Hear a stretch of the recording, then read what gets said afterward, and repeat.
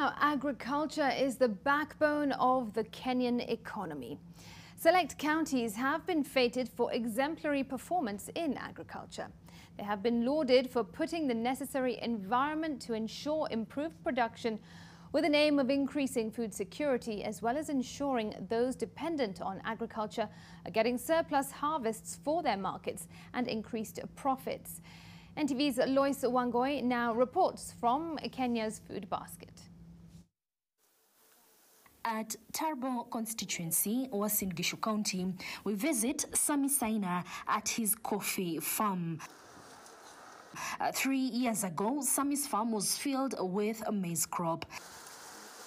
He laments the high cost of production, competition from imported maize produce, as well as climate change that he says earned him little profits. So, when the county government of Uasin Gishu started the crop diversification conversation, this farmer was keen. During that transition, because sisi wote tulikuwa wa maize, so county waka step in, wanajaribu kusaidia wakulima to broaden their wealth through easy cash crop, which is industrial crops. These coffee trees are now 3 years old, and Sami is among the very first farmers to embrace crop diversification at their farms. Here, the county government of Uasin Gishu would conduct village barazas and training sessions to convince maize farmers on how else to utilize their farms to avoid perennial maize glut seasons. Over a long period of time, our soils are now becoming acidic, exhausted because of monocropping.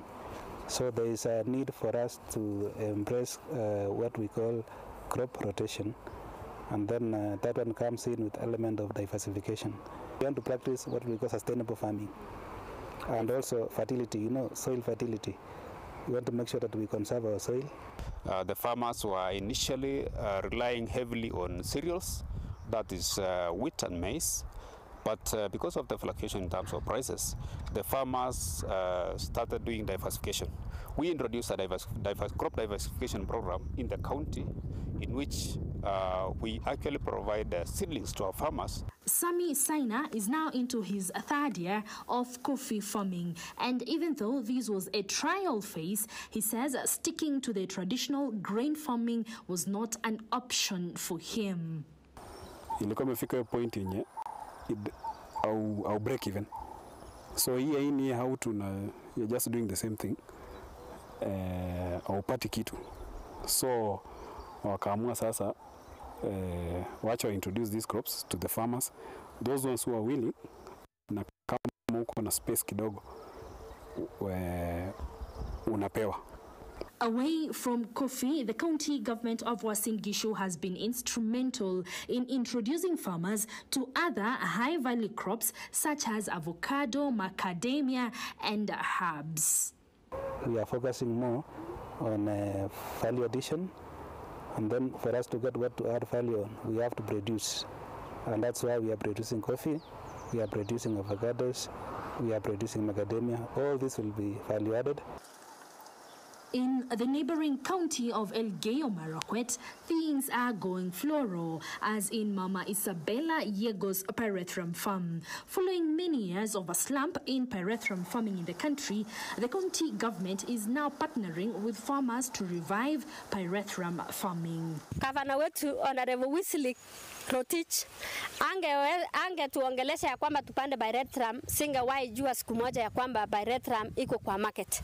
The rekindling of pyrethrum farming in Elgeyo Marakwet County has elicited excitement amongst farmers here. So ninashukuru yeye kwa kutafuta hiyo Kentekra mpaka ikafika hapa Elgeyo Marakwet County, mpaka imefika hapa Keyo North, mpaka imefika village ya Koisungur. We want to make sure that every family in Elgeyo Marakwet becomes part and parcel of this program. As an economist, I know there is no magic to transform a rural economy like Elgeyo Marakwet. People have to produce, and that is why we have told every family to do it. Pyrethrum farming in Elgeyo Marakwet County is now among the top wealth creation policies, and now the county's administration is determined to turn its economy around one flower at a time. We are making it mandatory for every family to have a cash crop or a dairy cow or a poultry program or a beekeeping program.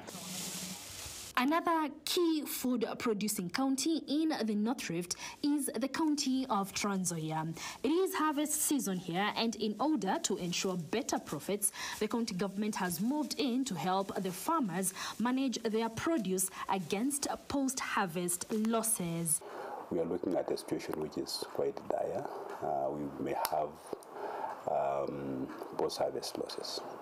Even in very ideal situations, we do have about almost 30% of our crop is lost because of bad weather during harvest. This year's harvest in Trans Nzoia County has thrown farmers into a bit of confusion. The county has recently experienced rain at a time when clouds should pave way for some sun to allow the drying of their grain crops, which are now ready for harvesting. The county is collaborating efforts to provide dryers for farmers.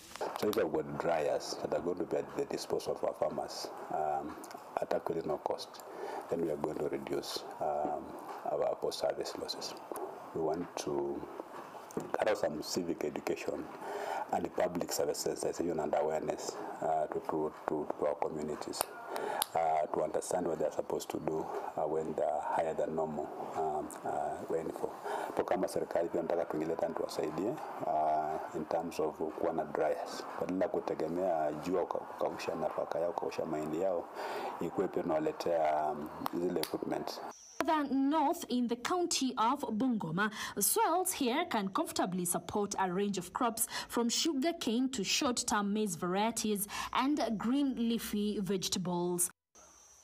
The county government of Bungoma is now encouraging farmers to now also practice horticulture through sheltered agriculture, greenhouse if you may, and now tomato farming is on all-time high.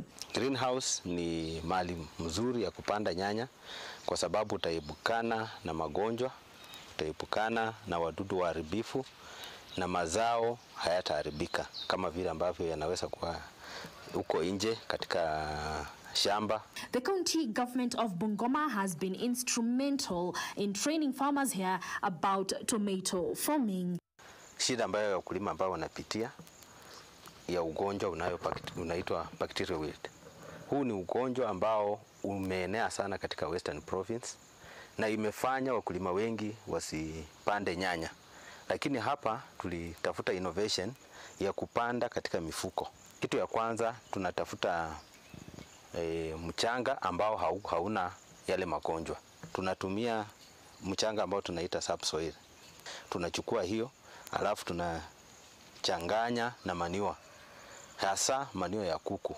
Recently, there has been a significant increase in tomato farmers in Bungoma County, and this has since provided the much-needed alternative to the problematic sugarcane farming in Western Kenya. Lois Wangoi, NTV.